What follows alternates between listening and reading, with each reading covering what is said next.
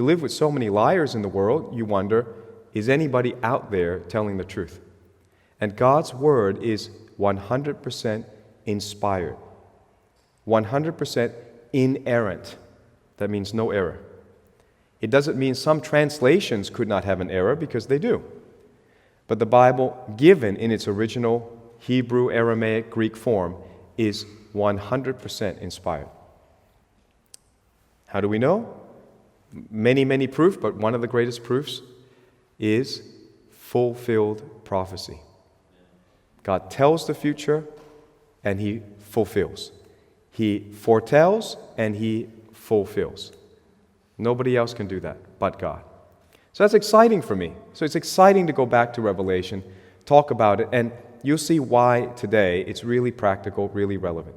So here are the four horsemen of the apocalypse in order. They're white, red, black, and the Bible says in English pale, but the Greek says chloros, so we're going to translate that into green. Like chlorophyll is green, chloros is green. Let's take a look at each one. Real quick. We're going to fly through this, all right? Revelation 6, let's start at verse 1. Now I saw when the Lamb opened one of the seals, this is the beginning, okay? And I heard one of the four living creatures saying with a voice like thunder, "Come and see." And I looked, and behold, a white horse. And he who sat on it had a bow, and a crown was given to him, and he went out conquering and to conquer. The next things I'm going to say cannot be stated on YouTube. They will erase this video, and they will give me a strike. So you will have to go to online church, DiscoverChurch.Online, to be a subscriber. Or you can join my Telegram group, and we can have uncensored conversation there as well. But you can't upload long videos. So those are the two avenues. All right? Check out my Telegram, telegram.com/Cioccolanti, my last name. Or just come and be a contributing member at DiscoverChurch.Online. Okay, second seal. When he opened the second seal, I heard the second living creature saying, "Come and see." Another horse, fiery red, went out, and it was granted to the one who sat on it to take peace from the earth, that the people should kill one another, and there was given to him a great sword. Obviously, we said this is war, but red can represent many things. There are many layers to the Bible, and it's not wrong to interpret it in various different ways, because it can be fulfilled in multiple facets, in multiple ways. Red is the color of blood, color of war, but it's also the color of communism and Marxism. And I think it's related. The invasion of Marxism into our Western Christian democracies is undermining freedom. That's why we got the problems we got. The red horse has been unleashed. And they try to take peace, or they will end up taking peace from the earth, meaning there was peace. You know, under Trump, there was peace. Under Trump, the guy that was supposedly so dangerous, all the media was assigned to say how dangerous he was. It was an assignment. It was a takedown, a coordinated takedown. And yet, we had peace. America started no new war. They were wrapping up other wars. They were killing the terrorists. That's all that was happening. Freeing Christian hostages like no other presidency had ever done. Getting Christians out of persecution in Turkey, North Korea, and other places. All that is documented in my book, Trump's Pro-Christian Accomplishments. You can't even find these things on the internet anymore. But we didn't like peace, evidently, and as soon as Biden came in, his assignment was to take peace from the earth. And so Ukraine started threatening Russia and saying, we're going to join NATO. And then a great sword was given. I think this is yet to be fulfilled. A great sword is a great weapon.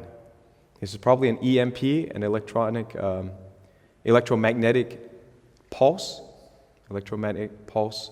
bomb, or a nuclear bomb. I think we're waiting for that. But they seem to be concurrent. The next horse seems to be galloping as well. Verse 5 of chapter 6, when the Lamb broke the third seal, I heard the third living being say, "Come." I looked up and I saw a black horse. This is so obvious now what it is. And its rider was holding a pair of scales in his hand. And I heard a voice from among the four living beings saying, "A loaf of wheat bread or 3 loaves of barley will cost a day's pay, a denarius in King James or in the Greek. And don't waste the olive and wine. Okay, black, so obvious now. The whole world economy is in tatters, is in ruins because of the black commodity, oil, petroleum. They knew what to attack. It's a coordinated attack on the price of oil, and the price has gone up through the roof. The pain at the pump is being felt everywhere, and once you have pain at the pump, you will have high food prices because food needs to be transported. Why does food need to be transported? Because you don't know how to grow food. The solution is actually quite simple. You can learn to grow food in such a way that you never need to buy anymore. But they created a distribution system that they control, and that makes you slaves. So people have become slaves to money and then slaves to the distribution system. So if they can cut off money, most people will starve to death. And most people have no access to the distribution. But what if we all grew our own food? And what if we all shared our own food in our own community? This is why we have church. Then we don't need to depend on that. So you see, the agricultural bill that's passed in Victoria makes a direct attack on food suppliers and food growing. So they know what they're doing. They're engineering high oil prices, oil shortages, which then has a knock-on effect, knock-down effect with food shortages, which then would lead people to become more independent and grow their own food. So they're making laws about, well, you're not compliant to grow food, or you're not allowed to have so many birds, you're not allowed to have so many trees or whatever. So they're preparing this already. They've already passed that bill. So expensive bread means inflation, food shortages, and famine. Then the 4th seal, very interesting. I thought, what could this be? And I've given you one very plausible candidate. I still maintain that's true, but now it's become so obvious what it is. And this is the nature of prophecy. God says it in a way that seems cryptic until it gets fulfilled. That way, nobody says, oh, well, it's so obvious. These are not real predictions. It's like Nostradamus says, one day there will be a war. Well, that's dumb. Anybody can say that. But when you have these details and these colors and these symbols, and in the order that they're in, the sequence matter, the colors matter, and you're going to see why. So I looked, and behold, a pale or a green horse. The Holman says a pale green horse.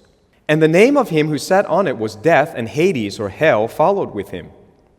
And power was given to them over 1/4 of the earth to kill with sword, with hunger, with death, and by the beasts of the earth. Now I tell you what, if you heard this 20 years ago, I don't care how smart a prophecy teacher you are, there's a bit of a mystery in this. But this thing here, I now understand. To kill with hunger means a shortage of plants. But to kill with death means you intentionally call the cattle. You intentionally kill the animals. And that's what the next propaganda is, the foot and mouth disease. They already said to us in Australia, get ready, by next month we won't have milk, cheese, butter, yogurt, because if any virus comes in, and of course a virus can come in, it's the easiest thing to bring a virus in. But they said if any virus comes in, they're going to have to slaughter all the animals. So they kill us with death. They kill us with the death, the intentional death of farm animals. So what's coming up next? The color black gives us a huge clue. The color black, the black horse, tells us what this is going to be about, how they're going to achieve this type of control worldwide. From the World Economic Forum and from Klaus Schwab himself, they have stated time and time again, and Alexandria Ocasio-Cortez is parroting the same thing. They're all saying the same thing. They get like a script and they say the same thing. They're all claiming fossil fuel is too cheap, too plentiful. So what they're crying is, raise the price of oil so we can transition to a green economy. So they're very happy right now that we're suffering.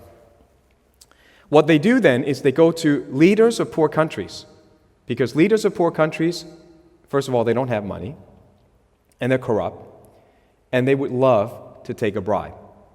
So they go to leaders of poor countries and promise them money to leave fossil fuel and go green. If you don't understand this, it is happening right now. It's already happened in Ghana. It's a plan that started, and it went under the radar during the lunar tetrad. I told you when the tetrad came in 2014 to 2015, a lot of things were happening, and some of it we won't even know until the end. Well, one of the things that happened in 2015 was that at that time, Ghana was a prosperous, one of the most successful countries in Western Africa. They were a prosperous oil exporting nation. So what did the World Bank do? In 2015, the World Bank, which is a misnomer, it's just the Western powers, right? They call themselves United Nations, it's Western powers. They call themselves World Bank, it's Western elite power. The World Bank approved the largest ever financial guarantee for Ghana's energy transformation. Anything trans they like. And so what did Ghana do? Ghana went for it. They went from exporting oil to shutting down their oil production. And what's the result? They now have rolling blackouts. Major cities, major population centers with millions of people have no electricity. And you know what they found out? If you have no electricity, you don't have water. You need electricity to pump water. So if you don't have water, you don't have an agriculture. And so they are now experiencing water shortages, food shortages, and there are riots in the capital city. And do you think they apologize? Do you think they say, sorry, we took money from the World Bank, we lined our own pockets and our family's wealth with the World Bank's biggest guarantee? Why would the biggest guarantee go to Ghana? What is so strategic and important about Ghana? But they enriched themselves to the tune of $700 billion. That was the guarantee. And they don't apologize.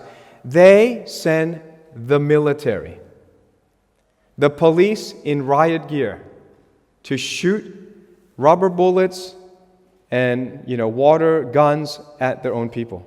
And guess what? We've seen that here, right here in Melbourne, Australia.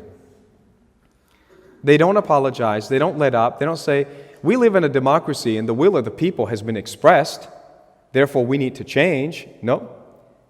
The will of the people doesn't matter because they have a Marxist globalist agenda, because the intellectuals from Western Europe believe they're smarter than you. And that same philosophy is what caused World War I and World War II, and now we're going to World War III. And some people dispute me on that, and fine, have your own theory about it. But we have Ghana, we also have Sri Lanka. Sri Lanka is a rich nation, should be a rich nation, rich in sun, soil, water. It ought to be a self-sufficient economy. Instead, the globalists turned Sri Lanka into a tea economy to feed their lusts for tea. Remember, the British Empire went all over the world just to look for tea and salt and spices. The globalists promised Sri Lanka that a green transition would be the path to prosperity. And you see it right now, what has happened.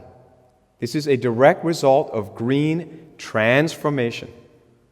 They're out of fertilizer, they're out of oil, the people are hungry, there are food shortages, there is an actual insurrection, not a fake January 6th committee insurrection, a real insurrection where the presidential palace has been stormed and taken over. And what do? They don't apologize. They don't say, the will of the people has been spoken. They say, get out of here, you plebeians, you little people. And they send the military and the police to clear the presidential palace. You don't belong. You don't get to swim. You don't get to eat. Only the elites do. And if you think, well, those are all the brown people of the world, the third world nations of the world, guess what? The food shortages are beginning in the Netherlands. I'm just telling you, I know that half of you don't believe me. At least five virgins don't believe me, but 5 do. That's what the Bible says. But I'm just going to tell you, because I'm not going to preach on end time every time. But it's happening in the Netherlands. The WEF installs leaders, mainly in Western nations, and its puppet in the Netherlands has mandated, just recently, a 70 to 95% reduction in nitrogen emission. Well, you know that farmers need NPK, nitrogen, potassium, and phosphorus to grow food. And they need that because of the way that we killed the soil. That's another story. So going green and having not only zero carbon, they want zero nitrogen, will destroy small farmers. They will have to sell off their land so the elites can own more land, and it will turn the farmers into indentured servants. They'll be slaves. It's the new kind of slavery. But Europe knows this. If you know European history, that's how the elites had always controlled the majority of people. This will result in Europe, in modern Western Europe, an engineered famine, and the farmers are going out to protest. But you saw what happened in Canada. The farmers went out to protest, the truckers went out to protest, and Justin Trudeau says, get me the names of all the protesters. We're going to make a law that we can shut down their bank accounts. That ended the protest. You see why they want to control whether you can buy or sell. This is going straight to Revelation 13. It's the prelude. They realize you will protest if you're hungry. Every revolution in Western Europe, you study it. When the people got hungry, there was civil war. And when there was civil war, it was off with their head. Europeans have cut kings and queens' head off because they were hungry. And they've learned from history. The elites have learned from history. So they said, first of all, we're going to make sure you're so dumb you don't know how to grow your own food. Next of all, we're going to make you love money, this paper thing that we just print at our own will. We're just going to print it, and you're going to love it and depend on it. And that's what we have. People wake up and do stuff for money. You may not understand this, but the volunteer culture is more than just for God or for the church. It is partly for you to do something without being motivated by money. It is important that you learn to volunteer sometime. But people don't think that way. They say, why would I volunteer in church? I don't get money. If I don't get money, I'm not doing it. Well, when they turn off your money, you're going to die. Because you don't know anything else but being a servant of money. So I would say wean yourself off money, because cash is going to become trash in the near future. So you can see that the oil, which is the black horse, leads to the green energy transition, which is the green horse. What other religious book in the world not only predicts the future, but tells you exactly it goes from the black horse into the green horse? And what's the thing that will deceive the whole world? Is climate change religion, where nature is God. While they're destroying the earth and destroying farms, they say they're saving the planet. What deeper delusion has ever been created by mankind? And while we starve ourselves and kill people and kill farmers, people feel they are virtuous because they're paying homage to zero carbon, and now zero nitrogen is coming. You wait. Most people don't know yet. But they're never going to stop. I told you, evil will not stop. Zero carbon is ridiculous. Zero nitrogen is even more ridiculous. So should you prepare? It's up to you, but here's the practical stuff that you haven't heard from other people.